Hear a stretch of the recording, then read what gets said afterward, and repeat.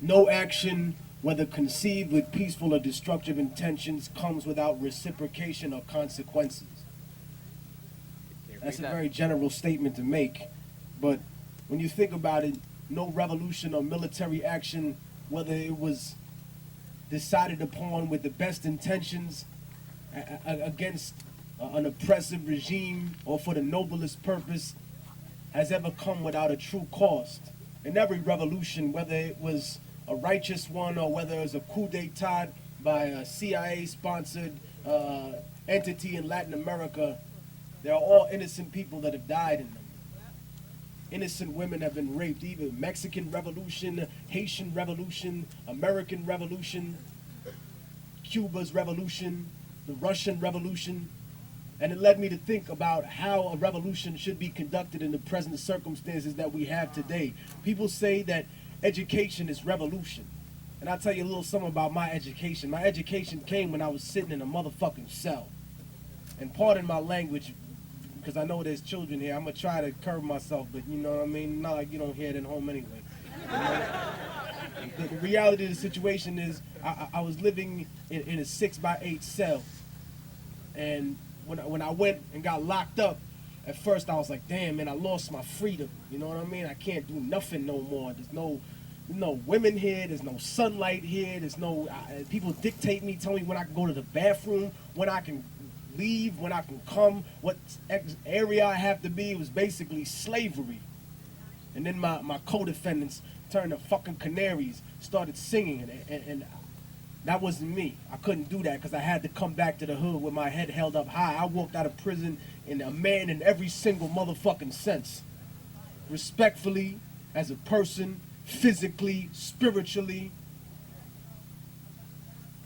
So I took my time in the hole. I took an extra few months not seeing my family. I lost every fucking thing I had. That's what happens when you go through slavery. You lose everything you have. And I didn't even have a fraction of what some brothers in the street have been going through.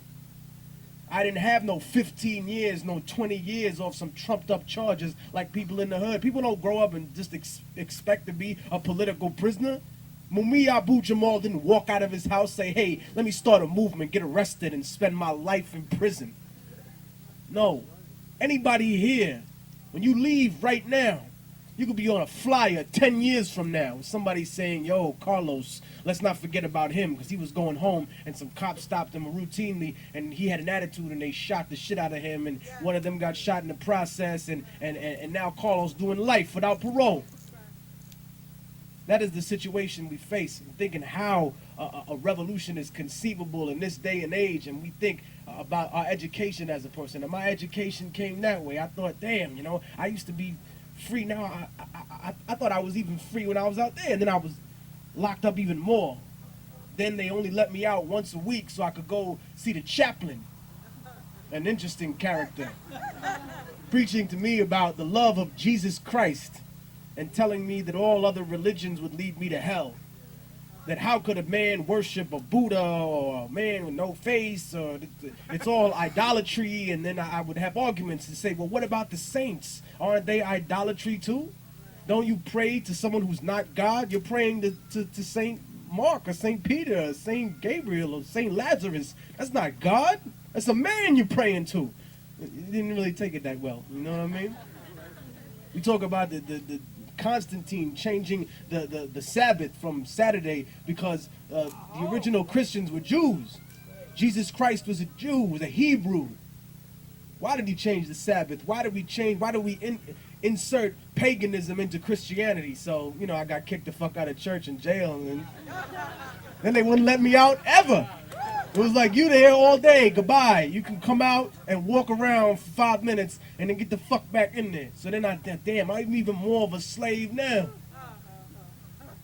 Then they left me off restriction after about maybe a couple of weeks of just sitting in there in a miserable situation, which I have to thank those horrible people for because that's where I wrote a lot of Volume 1. You know what I mean? I got a Native American brother named Judge. He was a trustee. Been in prison for 23 years out of his 30-something life, you know what I mean? You know, since he was a child in prison. And he brought me some paper, and I said, man, I need this, man, I need this. He said to me, write your heart, write your soul. I said, Dad, that's what I gotta do, man. That's what I gotta do. So I got out the hole, and then I thought, damn, now I'm off restriction. Now I'm free. Yeah, I'm back in General Pop. Holla. You know? Everybody was like, all right, cool. So then I got out of prison.